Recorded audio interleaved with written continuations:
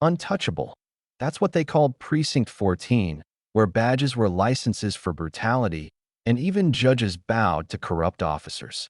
For 20 years, they had perfected their system until they made one fatal mistake: arresting Margaret Ellis. They saw only a 78-year-old retired librarian, an easy target in their wealthy, predominantly white neighborhood. What these officers couldn't know was that Margaret had spent decades teaching young minds to question authority, to fight injustice, and to never stay silent. Now, she had a front row seat to their corrupt empire. Every conversation, every scheme, every crime unfolded before her keen eyes and sharp mind. As Margaret sat quietly in her holding cell, she wasn't afraid. She was taking mental notes, cataloging faces, memorizing names. Her son, Daniel Ellis, the U.S. Attorney General, was about to receive a call that would change everything. Sometimes, the most dangerous witness is the one you don't think is watching. Margaret Ellis adjusted her pearl necklace as she browsed the produce at Fairview Market. At 78, she carried herself with the same dignity that had commanded respect in her library for over 4 decades. She noticed the sideways glances from other shoppers but paid them no mind. She had lived in this city longer than most of them had been alive. Officers Travis Mercer and Kyle Nolan approached, their footsteps deliberately heavy. "Ma'am." Mercer's voice carried a false politeness. "We've received complaints about suspicious activity in the store." "I'm simply shopping, officer," Margaret replied calmly. "I've lived in this city for over 50 years. When Margaret reached for her purse to show identification, Mercer suddenly grabbed her arm. The force sent her stumbling backward against a display of oranges. "Stop resisting," Mercer shouted, though Margaret hadn't moved except to break her fall. "I'm not," Margaret began, but Nolan was already pulling her arms behind her back, the handcuffs biting into her wrists. Nearby, Alex Grant, a young journalist, filmed the encounter until Mercer stormed over. "Delete that video right now." "I know my rights," Alex began, but Mercer twisted his arm until he complied. The drive to Precinct 14 was deliberately disorienting, but Margaret sat silently in the back, memorizing every turn. Inside the station, Mercer filled out his report with dramatic flourishes. Subject became combative when approached. Attempted to strike an officer. Resisted arrest, he muttered loud enough for Margaret to hear. "Those are lies, and you know it," Margaret said, sitting perfectly straight in the hard plastic chair. The sergeant barely glanced at her before nodding. "Book her. Chief Landry wants the paperwork clean on this one." Margaret's ears perked up at the mention of the police chief, filing away another name for later. "I want my phone call," she stated firmly as they led her toward the holding cells. Mercer laughed. "Maybe tomorrow, if we're not too busy." The cell they pushed her into was cold and bare. Instead of despair, Margaret felt her mind sharpening. She listened to officers passing by, observed which files were carried into back rooms, noted hushed conversations in corners. Through the night, she heard officers discussing their operations openly, never suspecting the elderly woman in the cell was cataloging their every word.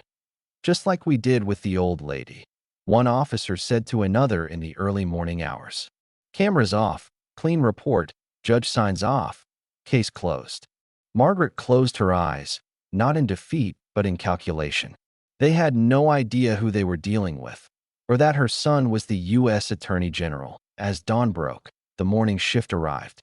Detective Jason Hart gathered with younger officers near the coffee machine. "Plant a little something in their car," he explained casually. Suddenly, that routine traffic stop becomes a major bust.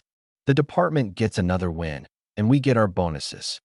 "But what about the body cams?" a rookie asked. "Technical difficulties happen all the time, kid." Hart winked. "Just ask Mercer about last night's arrest." Margaret memorized their faces, their badge numbers, every detail that might prove useful later. Detective Sarah Monroe passed Margaret's cell, her steps slowing as she glanced inside. Unlike the others, her expression held concern. Later, Margaret overheard Sarah confronting Hart in the evidence room. "You can't keep doing this, Jason." "Been doing it for 15 years, Hart replied dismissively. Nobody notices because nobody wants to notice. Around noon, Police Chief Landry arrived. Margaret watched through her cell bars as he met with his officers. The mayor's office called. Wants to make sure everything's under control here. All handled, Chief, the sergeant assured him. Mercer's report is clean. Body cam footage is gone. And we've got witness statements backing our version of events. Good. Landry nodded. Judge Wilcox is going to expedite the paperwork. Later, Margaret caught fragments of a meeting between senior officers. Mayor Preston wants this situation contained, one of them muttered. If word gets out about what's been happening in this precinct, we're all finished. As afternoon turned to evening, Detective Sarah Monroe passed by Margaret's cell again and secretly offered her phone. Margaret's fingers didn't shake as she dialed her son's number. Daniel. Margaret's voice was low but clear. They're hiding something huge here, something that goes all the way to the top. Mom? Where are you? Precinct 14, Margaret replied. Son, I need you to listen carefully. I've seen enough in the last 24 hours to bring this whole department down. They've got judges in their pocket. The mayor's involved. They're destroying evidence as we speak. Sarah tapped Margaret's shoulder urgently. Someone was coming. Margaret quickly finished her call just as Mercer appeared. Hope you're enjoying your stay, Mrs. Ellis, Mercer sneered. Later, Judge Wilcox is going to make sure it's a long one. Margaret met his gaze calmly. Every hour I spend in this cell is another hour I spend watching you and your colleagues break the law. She saw the first flicker of uncertainty in his eyes. Meanwhile, Daniel Ellis transformed his office into a command center. His analysts uncovered disturbing patterns, suspicious forfeitures, dismissed complaints, statistically impossible conviction rates. The mayor called, his voice oozing false concern. I just learned about an unfortunate incident involving your mother. We're prepared to release her immediately, with our sincerest apologies. Mayor Preston, Daniel replied coldly. I'm afraid it's far too late for that. The investigation begins today. Chief Landry panicked after learning Margaret was the Attorney General's mother. We're transferring the Ellis woman tonight, he ordered. Maximum security at state prison. What he didn't know was that Detective Sarah Monroe had been recording their conversations and sending evidence to Daniel's office.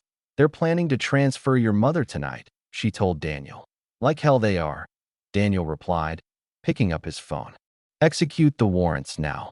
Federal agents surrounded Precinct 14 just as Mercer appeared at Margaret's cell with transfer papers. Before he could open the door, U.S. Marshals poured into the station, weapons drawn. Federal agents. Everyone stay where you are. The chaos that followed was beautiful in its precision. Officers were separated, evidence secured, computers seized. Mercer found himself face down on the floor, handcuffed by agents who showed none of the gentleness he had denied Margaret. When a federal marshal opened her cell, Margaret stood, straightening her clothes with dignity. As she walked through the precinct, she saw the results of her patience and observation. Officers in handcuffs, corrupt systems crumbling. Outside, Daniel waited by an SUV, embracing his mother. You all right? I'm fine, Margaret patted his cheek. But we have work to do.